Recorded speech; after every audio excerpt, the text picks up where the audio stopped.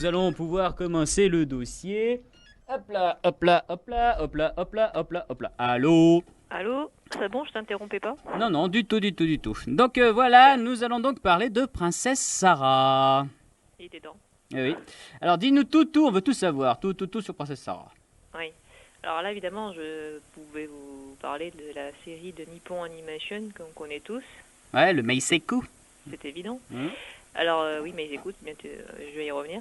Le roman en lui-même, il est paru en 1905, mais en fait, il existait depuis 1888, puisque Frances H. Burnett, qui était l'auteur, l'avait donc publié sous une forme plus courte, en fait, en feuilleton, en 1888. D'accord, donc ça commençait d'abord en feuilleton, puis après ça a été regroupé en 1905. Non seulement c'était regroupé, mais en plus c'était beaucoup plus long. Voilà. Oui, on a profité pour faire un director's cut et en rajouter, quoi. Ben, entre autres, parmi les camarades de Sarah, elle n'avait parlé que enfin, je vous dis Ermengarde, mais vous la connaissez comme s'appelant Marguerite. Alors que en 1905, il y avait Lavinia, Lottie, etc. Voilà. Donc c'était encore plus que du director's cut à la rigueur. Il y avait aussi des nouveaux figurants. Et donc c'est cette version sur ce roman-là de 1905 que s'était appuyé ce Meisaku. Mais les Meisaku, t'en parleras peut-être mieux que moi. Bah, c'est tout simplement les adaptations de romans en fait en dessin animé et c'était dans une tranche horaire particulière sur une chaîne au Japon et tous les ans il y avait un nouveau Maisaku avec les Tom Sawyer et tout ça et puis voilà quoi. Donc c'est des adaptations de romans tout connement quoi. En Les dessin animé. adaptations de romans occidentaux. Voilà. Il paraît que ça a repris récemment. Je ne m'avancerai pas dessus, je suis pas très sûr. Oui, il me semble bien effectivement avoir entendu ça. Voilà, et c'est Meisaku donc avait fait Les Beaux Jours de la 5, vous vous rappelez sûrement dans les Alpes avec Annette et Papa Longue-Jambe et oui, bien que Cathy Papa Docteur March. bien que Papa Longue-Jambe était diffusé au Club Dorothée par contre. Ah oui, pardon, mais il était dans Meisaku. Par contre, donc sur la 5, il y avait aussi les 4 filles du Docteur March, il y avait eu Cathy la petite fermière, donc tout ceci était donc des Meisaku. Oui. Et donc Princesse Sarah était un des premiers, je crois même le premier, si je ne me trompe pas, diffusé sur la 5. Oui, il y a des grandes chances, oui. Voilà. Alors, le dessin animé en lui-même, il date de 1985, mais bon, bien sûr, on l'a eu un peu plus tard, évidemment. Alors, c'était... On s'est bien rattrapé avec les moult rediffusions.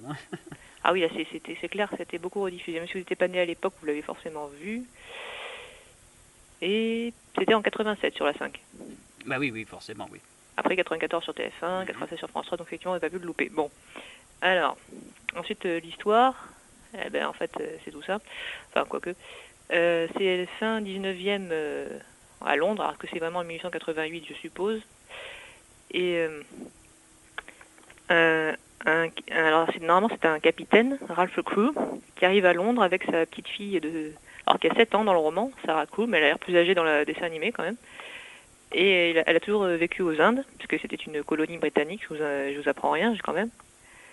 Mais les petites filles de bonne famille comme elle devaient aller à l'école à Londres, petite fille anglaise, donc son papa l'emmène dans un pensionnat, puisqu'évidemment il ne pourra pas rester avec elle, un pensionnat de jeunes filles de Miss Minchin, donc dans le roman, et Mangin, dans le dessin animé.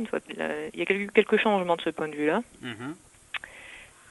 Et donc dès le premier jour, donc Sarah lui explique que comme elle sera toute seule sans lui, elle aura besoin de quelqu'un d'autre près d'elle. Elle lui dit que ce sera une poupée, mais étonnamment, elle sait déjà à quoi sa poupée va ressembler et comment elle va s'appeler. Elle dit qu'elle s'appelle Émilie et que Émilie l'attend dans un magasin. Dans le roman, on le voit bien notamment, c'est à la fois une fille qui est très intelligente et qui a une imagination assez débordante. Donc son père, il s'inquiète pas plus que ça quand elle dit qu'elle connaît en quelque sorte déjà sa poupée, entre guillemets. Et une fois qu'ils ont trouvé Émilie, donc ils en vont chez Madame Mangin. Et Sarah, sur la demande de son papa, a une chambre individuelle plus grande que toutes ses camarades. Sachant que le capitaine Crewe est particulièrement riche et comme il n'a plus que sa fille puisqu'il est veuf, il aime particulièrement Sarah, il veut qu'elle soit vraiment bien logée. Donc elle a pas mal de privilèges, notamment elle a une petite voiture qui est tirée par un poney. Alors dans le dessin animé, je précise, il engage un petit garçon, Peter, qui est à peu près l'âge de Sarah, pour conduire la charrue en question. Par contre, il n'est pas dans le roman. Si vous lisez le roman, vous ne le trouverez pas. Ah d'accord, c'est un personnage rajouté. Voilà. Alors je me dis pourquoi, puis après je me dis en fait c'est simple, les petits garçons qui regardaient le dessin animé, ils auraient trouvé ça chiant s'il n'y avait eu aucun garçon de leur âge, je pense. Ouais. Ça se défend. C'est un roman où presque tous les personnages sont féminins, donc voilà, bon à savoir. Et puis, donc elle a donc sa chambre plus grande, avec énormément de bouquins parce qu'elle passe son temps à lire. Et comme c'est l'élève, on va dire, la plus riche du pensionnat, Madame Mangin est particulièrement contente de la voir parce qu'elle est très radin, donc elle court après tous les élèves qui pourraient lui apporter des sous, donc là, c'est fantastique. Et Sarah pourrait, je dis bien, elle pourrait, telle qu'elle est, être pourrie, gâtée, absolument insupportable, sauf que voilà, elle ne l'est pas, c'est même tout le contraire.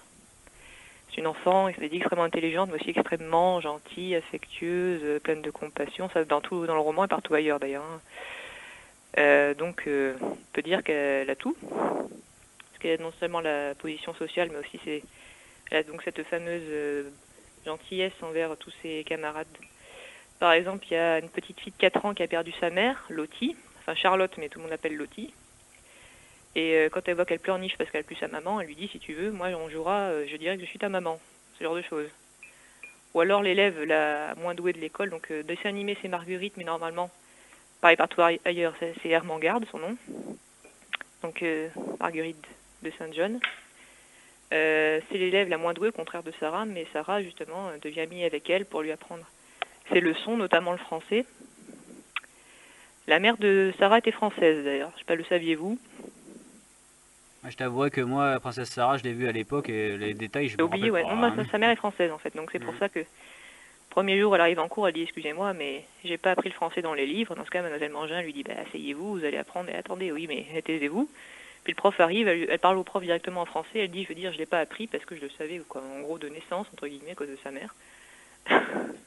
Alors là, Mademoiselle Mangin se met à la détester parce qu'elle n'aime pas être prise en défaut. Bon, pour le moment, ça n'a pas trop de conséquences, hein, pour le moment. Puis, elle va aussi devenir amie avec la petite bonne de l'établissement, puisqu'à l'époque, on engageait les enfants, c'était même un des grands sujets du roman. Vous savez, Dickens l'a pas mal décrit abondamment, lui aussi. Un enfant pouvait travailler dès l'âge de 6 ans en Angleterre en ce temps-là. Donc voilà, la Becky, donc elle fait pas exception, la petite bonne, elle a 14 ans. Mais elle doit déjà bosser vachement dur. Il y a le cuisinier et la cuisinière qui sont assez... qui exploitent pas mal.